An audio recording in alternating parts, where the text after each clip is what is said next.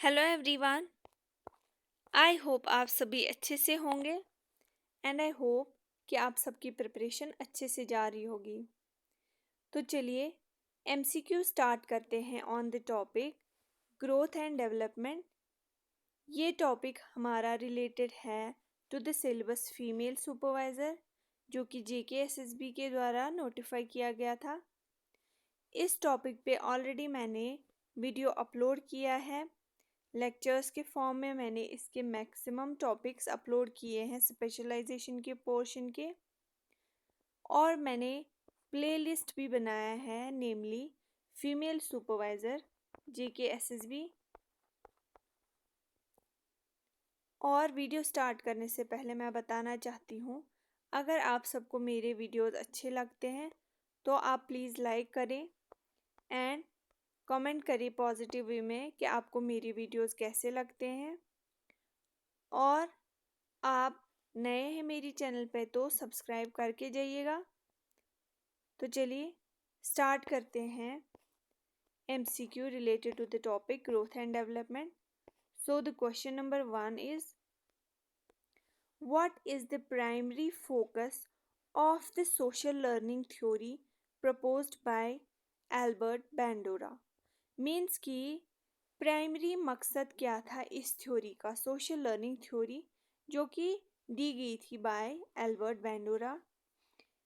Options में दिया गया है कि क्या उनका मकसद था कॉग्निटिव डेवलपमेंट के रिलेटेड, क्या उन्होंने थ्योरी में प्राइमरी फोकस दिया था ऑन रीजनिंग और थिंकिंग ऑफ द पर्सन, या क्या उन्होंने ऑब्जर्वेशनल लर्निंग पे फोकस किया था, या उन्होंने साइको सोशल स्टेज पे फोकस किया था, या उन्होंने मोरल पे फोकस दिया था।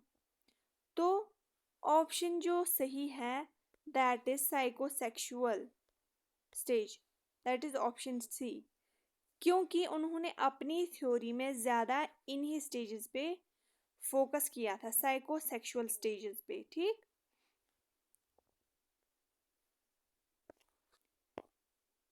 So question number 2 is what is the primary focus of attachment theory proposed by John Bowlby. First is cognitive development. Second is emotional bonds between caregivers and infants. Moral reasoning in adolescence. D is identity formation in early adulthood. इस theory का जो primary focus था that was emotional bond between care givers and infants. Means कि care givers इसमें mainly आते family या parents, ठीक, father और mother.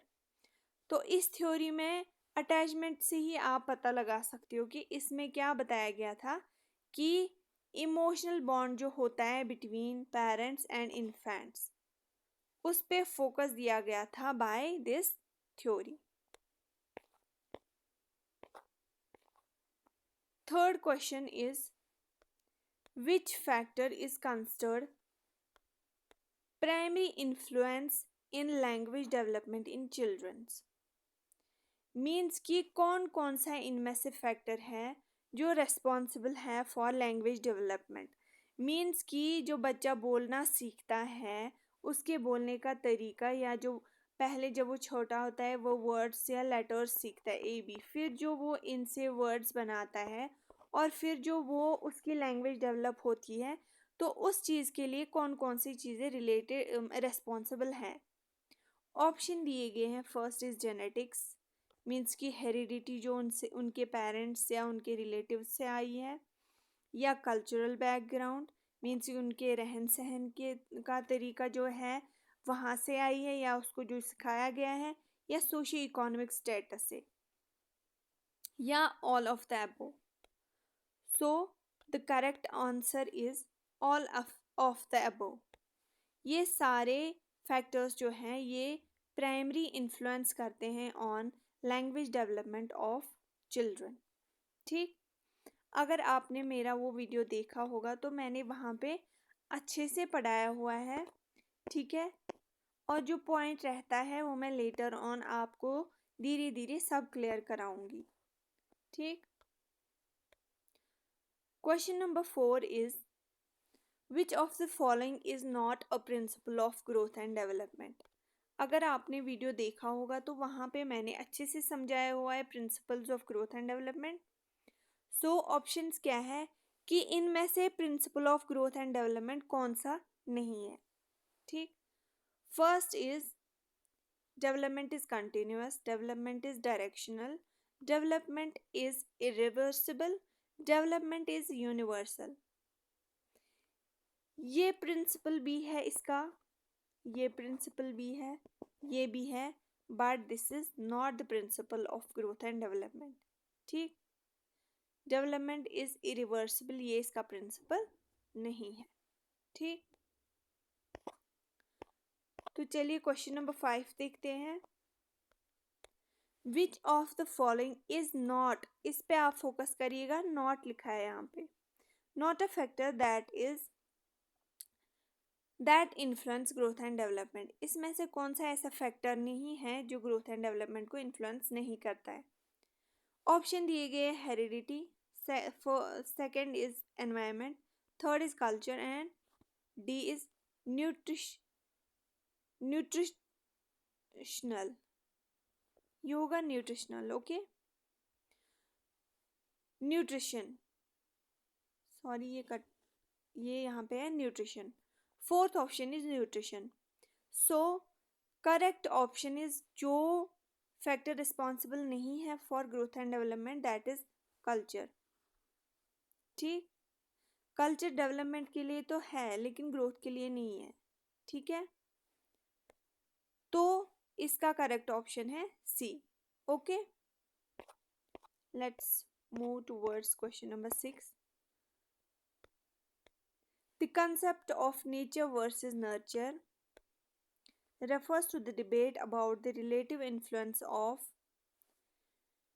option 1 is genetics and environment, option B is physical and cognitive development, option C is early and late adulthood, option D is individual and societal factors। So the correct answer is option number A, ठीक है। अगर आपने देखा होगा मैंने आपको ये सारी टर्म्स, ये जो भी कॉग्निटिव डेवलपमेंट है या adulthood, early late adulthood, individual societal factors, ये मैंने आपको सारे वीडियो पॉइंट्स आपको उस वीडियो में समझाए हुए हैं।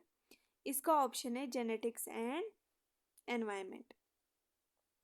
आप यहाँ पे सिंपली याद रखना, नेचर जो है ये रिलेटेड होता है टुवर्ड्स जेनेटिक्स, मीन्स कि नेचुरली एक इंसान में प्रेजेंट होता है, और नर्चर जो है ये एनवायरनमेंट के रिलेटेड होता है।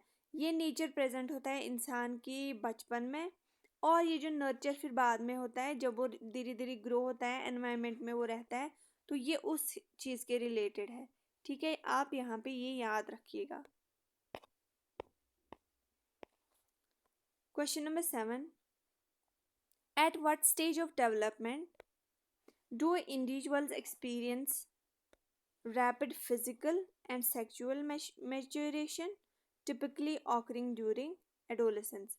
अगर आप क्वेश्चन में ये देखिए तो यहाँ पे ये आंसर दिया गया है। यहाँ पे क्वेश्चन में बोला गया है कि किस स्टेज में डेवलपमेंट होती है, कौन सा ऐसा स्टेज है इंसान की लाइफ में जहाँ पे rapid physical and sexual maturation होती है। आप में भी लाइफ में ऐसा कोई स्टेज आया होगा जहाँ पे आपको घर वालों ने बोला होगा, आप तो आपके जब रिलेटिव आपके घर में आए होंगे तो उन्होंने बोला होगा आप तो पिछले साल इतने से थे, आप इतने बड़े कब हो गए। तो यहाँ पे ये सब किस एज में होता है उसको बोलते हैं एडोलेसेंस, ठीक है। यहाँ पे मैंने सीधे आंसर बताया, दैट इज एडोलेसेंस। ये जो है ये टर्म्स वगैरह ये मैंने आपको ग्रोथ एंड डेवलपमेंट के वीडियो में बहुत अच्छे से समझाया है। अगर आपने वो वीडियो अभी तक नहीं देखा है, once again I recommend you कि आप वो वीडियो देखिए और आपको ये क्वेश्चन जो है झट से आ जाता। अगर आपको ये क्वेश्चन अभी नहीं आया तो आपको वो वीडियो लेक्चर देख के ये बहुत अच्छे से समझ आता, ठीक। सो the correct option is adolescence, जहाँ पे इंसान के अंदर फिजिकल ग्रोथ अब्रप्टली होती है, वो लंबा हो जाता है, उसके हैंड्स बड़े हो जाते हैं, सेक्सुअल मैच्योरेशन होती है, उसको प्यूबर्टी हिट करती है। ठीक है, let's move towards question number 8। According to Vygotsky, what is the role of zone of proximal development?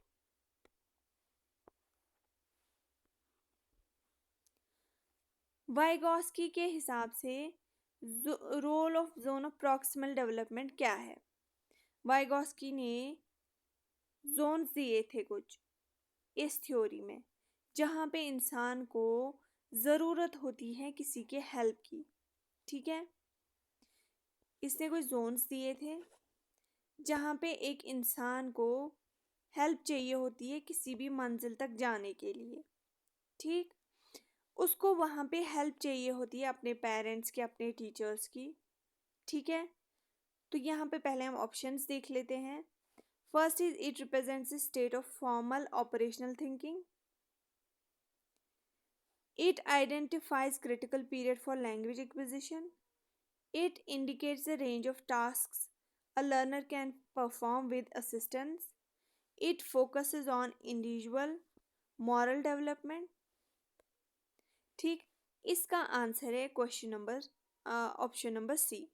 Correct answer है ऑप्शन नंबर सी। देखिए, उन्होंने क्या बोला था वाइगोस्की ने?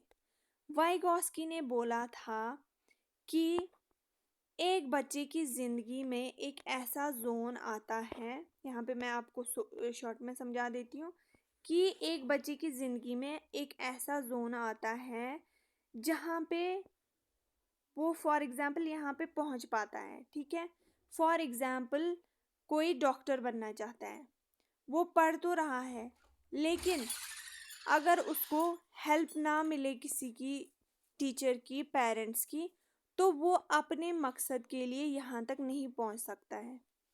अगर उसको यहाँ पे हेल्पिंग हैंड मिला तो वो यहाँ तक अपने मकसद तक पहुँच सकता है।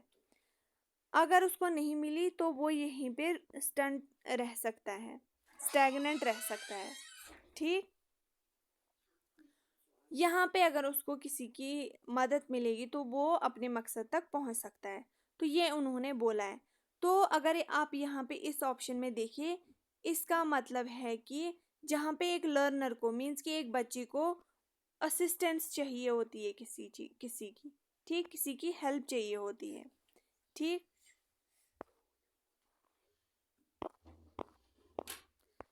Let's move towards question number 9। This stranger anxiety observed in infant, जो छोटा बच्चा होता है उसको एक एंजाइटी आती है जब वो किसी स्ट्रेंजर को देखता है, तो वो डर जाता है। तो यहाँ पे बोला गया है कि ये किस स्टेज के रिलेटेड एसोसिएट है। सो ऑप्शंस देख लेते हैं। First is infancy, second is toddlerhood, third is pre school age and fourth is school age. So correct option is toddlerhood. जब एक छोटा बच्चा थोड़ा उधर इधर बैठने मतलब बैठने लगता है, उस एज में जब वो किसी स्ट्रेंज को देखता है तो वो डरने लगता है, उसको बोलते हैं stranger anxiety. So the correct option is toddlerhood. अब देख लेते हैं question number 9। Which of the following is not a characteristic of proximal distal principle of development? Option 1 is growth proceeds from the center of the body to the growth periphery. Option B is growth proceeds